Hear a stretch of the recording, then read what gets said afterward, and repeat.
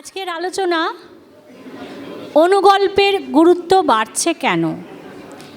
এই অনুগল্পের গুরুত্ব বাড়ছে কেন এই পর্বের সঞ্চালনা যিনি সূত্রধর হিসেবে এই পর্বকে এগিয়ে নিয়ে যাবেন সৈয়দ হাসমত জালালদাকে মঞ্চে আমন্ত্রণ জানাচ্ছি।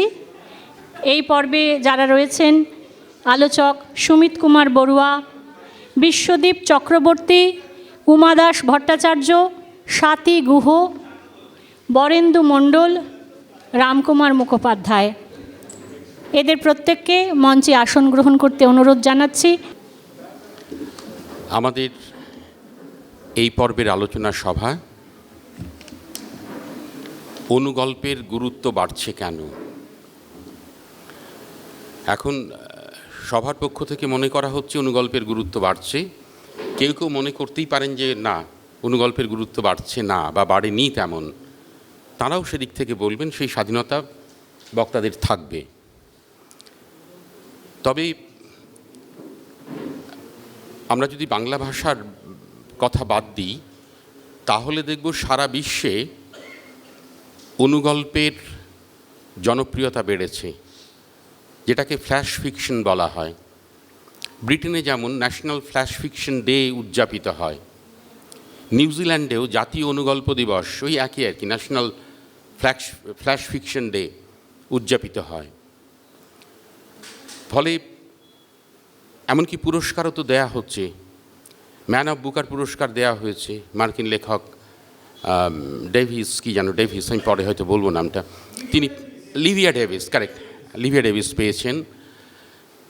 ফলে দেখা যাচ্ছে যে শুধুমাত্র অনুগল্পের উপরেও এরকম পুরস্কার দেওয়া হচ্ছে। ফলে স্বাভাবিকভাবে আমরা বলতে পারি যে সারা বিশ্ব জুড়ে অনুগল্পের জনপ্রিয়তা বেড়েছে। তবে এটাও ঠিক, এটা কি খুব নতুন বিষয়? ধরুন আমরা যদি একটু দেখি যে যেটাকে আমরা ওরাল ট্র্যাডিশন বলি, মুখে মুখে বলা যে গল্পের ঐতিহ্য। ধরুন জাতকের গল্প আমরা ছোটোবেলায় পড়েছি, গ্রিম ভাইদের রূপকথা, তারা তো বিভিন্ন গল্প সংগ্রহ করতেন। এমনকি যদি আমরা গোপাল ভাঁড়ের গল্পের কথাও বলি, সেগুলো প্রায় অনুগল্পই বলা যায়। তো ফলে এটা আমাদের দেশেও রয়েছে, এবং বাংলা ভাষাতেও যে অনুগল্পের প্রবণতা বাড়ছে সেটা বিভিন্ন সংকলন দেখে এটা বোঝা যায়। দেশ পত্রিকা কিছুদিন আগে একটা শুধু অনুগল্পের সংকলন করেছিল। যদি জনপ্রিয়তা না বাড়তো তারা নিশ্চয়ই করতো না। আমরা বক্তাদের কাছে শুনব।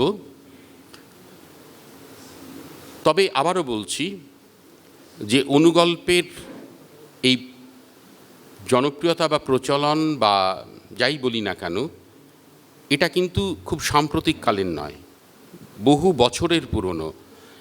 হেমিংওয়ের তো সে বিখ্যাত 6 শব্দের গল্পটি রয়েছে যে for sale, baby shoes, not used, never used.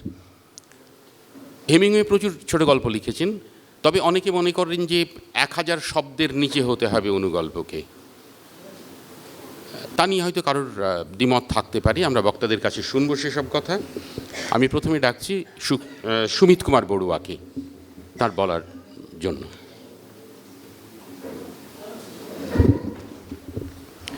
নমস্কার। অনুগল্প প্রসঙ্গে আমার যেটা প্রাথমিকভাবে মনে হয়, বুদ্ধদেব বসুর ভাষায় যে হঠাৎ আলোর ঝলকানি, একটা স্পার্ক। এবং এই যে স্পার্কের প্রসঙ্গটা আমরা ভাবছিলাম, এই নিয়ে সভামুখ্য বললেনও যে কবে থেকে কিভাবে অনুগল্পের সূচনা, তার বিস্তার, এটা বেশ জটিল এবং একটা দ্বন্দ্ব সাপেক্ষ বিষয়। এবং কথামালার যে সংকলনগুলো করেছেন, সেই সংকলনের মধ্যেও দেখা যাচ্ছে যে রামকৃষ্ণ কথামৃতের যে টুকরো টুকরো কথা, সেগুলোকেও অনুগল্পের আওতায় তারা ভাবছেন।